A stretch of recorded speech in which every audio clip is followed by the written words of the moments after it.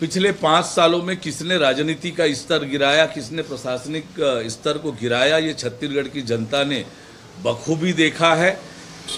और इसलिए नैतिकता की बात करना कांग्रेस को कहीं भी शोभा नहीं देता है। चिंतामणि महाराज को वॉशिंग मशीन में भी देखा है, मतलब मोदी जी के वॉशिंग मशीन में धुल कर हट गए, ऐसे बोल रहे हैं। देखिए, एक बहुत बड़े वर्ग के वे सम्माननीय है और लगातार कांग्रेस पार्टी में भी रहे, भारतीय जनता पार्टी के समय संस्कृत बोर्ड के अध्यक्ष रहे, उनकी घर वापसी हुई है। बहुत सम्माननीय समाज के व्यक्ति हैं और इसलिए उनके खिलाफ इस तरह की बातें करना कांग्रेस को शोभा नहीं देता है।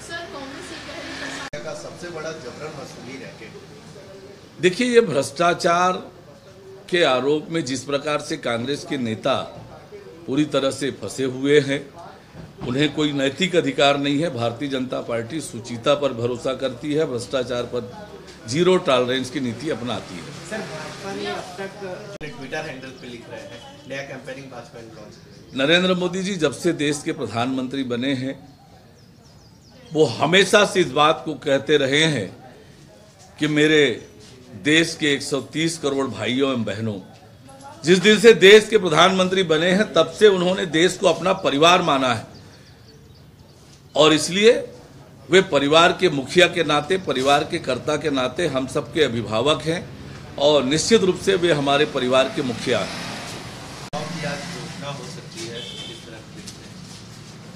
आज लोकसभा के चुनाव के कार्यक्रमों की घोषणा होना है, जैसा कहा जा रहा है। भारतीय जनता पार्टी चुनाव के लिए पूरी तरह से तैयार है। विधानसभा के चुनाव समाप्त होते ही भारतीय जनता पार्टी लोकसभा चुनाव की तैयारी में जुट गई थी और लगातार हमारी बैठकें हो रही है और अब विधानसभा के सम्मेलन पार्टी ने प्रारंभ कर दिए हैं। हमारे 11 के 11 प्रत्याशी घोषित हो गए हैं।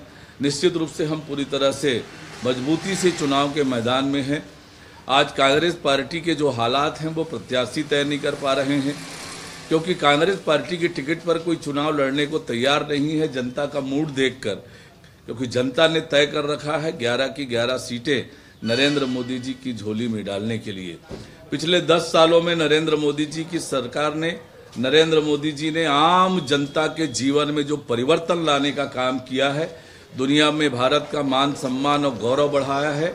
इसके कारण से आम जनता ने तय कर रखा है तीसरी बार फिर से नरेंद्र मोदी जी को देश की बागडोर सौंपने के लिए और इसलिए आज कांग्रेस पार्टी प्रत्याशी तय नहीं कर पा रही है। हमारे 11 के 11 प्रत्याशी घोषित हो गए हैं और चुनाव की तैयारी में पूरी तरह से जुट गए हैं। राहुल गांधी ये कह रहे हैं कि चुनावी बॉन्ड भारतीय जनता पार्टी की नाकामी है, इसलिए लगातार आईएएस आईपीएस सभी के तबादले जो है ताकि छुपाया जा सके नाकामी। देखिए, प्रशासनिक फेरबदल ये रूटीन के प्रशासनिक काम है।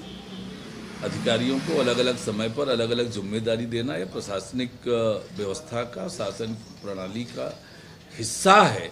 आज कांग्रेस मुद्दा विहीन है। किन मुद्दों पर कांग्रेस बात करना चाहती है? आज बात करें छत्तीसगढ़ के विकास पर, आज बात करें देश के विकास पर कि 2014 से पहले देश के हालात क्या थे, 2014 के बाद आज देश के हालात क्या हैं। 25 करोड़ लोग गरीबी रेखा से बाहर आए हैं।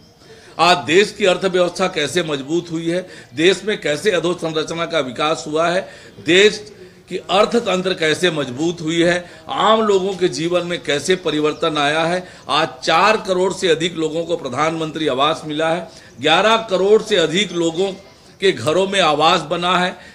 बात कांग्रेस पार्टी इन बातों पर करे। कांग्रेस पार्टी आज मुद्दा विहीन है, नेतृत्व विहीन है, नियत विहीन है, इसलिए आज कोई कांग्रेस पार्टी के टिकट पर चुनाव लड़ना नहीं चाह रहा है।